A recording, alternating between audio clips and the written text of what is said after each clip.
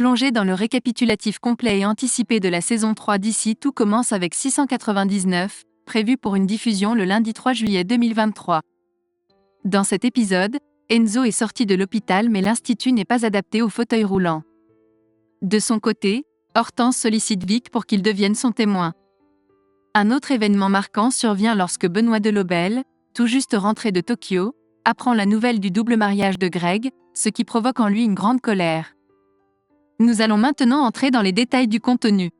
En compagnie de Mehdi et Hortense, Vic exprime son étonnement face à l'idée que leur mariage soit prévu le même jour que celui de Greg et Elliot, mais elle est néanmoins ravie de la nouvelle. Enthousiaste, elle se métamorphose en une organisatrice de mariage improvisée pour sa sœur, présentant un rétro-planning préparé avec soin.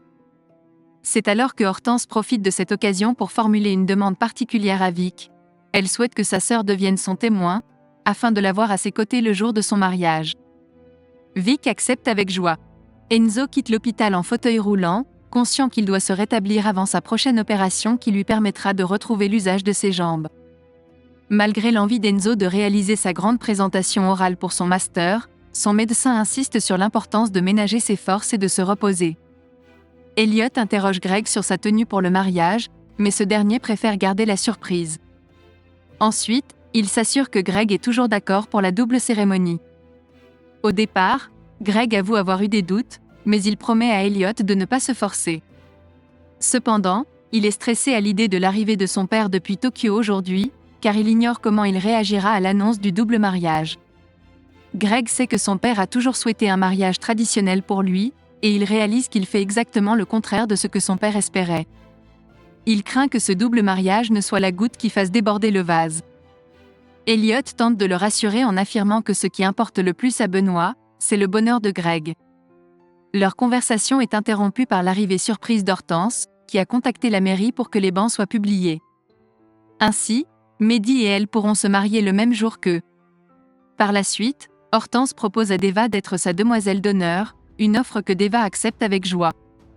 Vic surprend leur conversation, et Hortense exprime son souhait que Vic soit sa deuxième demoiselle d'honneur en plus d'être son témoin. Vic souligne que cela n'existe pas en France, mais Hortense ne tient pas compte de ce détail. Suleiman aperçoit Rose en train de faire ses valises et ressent une certaine culpabilité d'avoir divulgué la rumeur à Antoine. Cependant, Rose le rassure en lui disant qu'il n'a pas à se sentir coupable, car ils avaient de toute façon perdu la capacité de communiquer. Rose pense avoir atteint la fin de son histoire avec Antoine. Le retour à l'institut en fauteuil roulant est difficile pour Enzo, et Anaïs ainsi que Salomé l'accueillent chaleureusement. Cependant, Enzo est contrarié par le fait que les filles font semblant, agissant comme s'il n'était pas en fauteuil. Son énervement est palpable. Mehdi, Hortense, Elliot et Greg éprouvent des difficultés à se mettre d'accord sur le menu, alors ils optent finalement pour un buffet. Rose décide de passer la nuit chez Clotilde et Joachim, occupant la chambre d'amis. Elle confie à ses hôtes qu'elle ressent à la fois de la tristesse et du soulagement suite à sa rupture avec Antoine.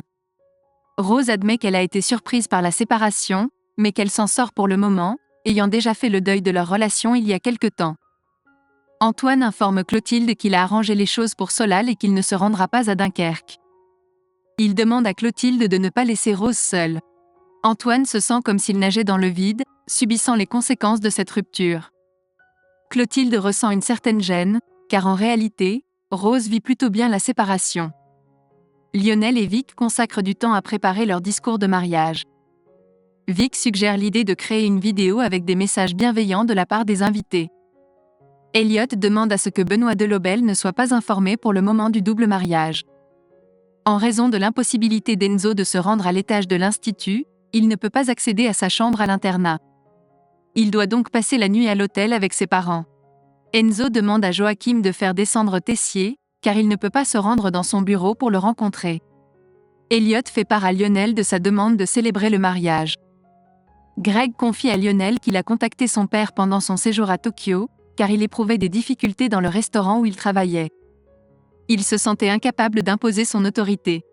Benoît est alors intervenu en frappant du poing sur la table, même s'il était encore en convalescence. Enzo expose à Tessier son désarroi face à son manque de compétences culinaires à l'institut.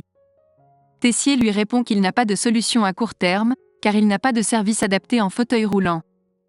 Tessier explique qu'il ne peut pas transformer l'Institut du jour au lendemain, mais qu'il demandera à Antoine et Joachim de prévoir des aménagements pour la rentrée. En attendant, Enzo doit persévérer et prendre une pause dans la cuisine. Antoine rend visite à Rose chez Clotilde pour prendre des nouvelles. Rose confie à Antoine que la séparation leur donne une sensation étrange, mais elle pense que c'était la meilleure décision à prendre. Benoît est informé de l'idée du double mariage et il débarque furieux.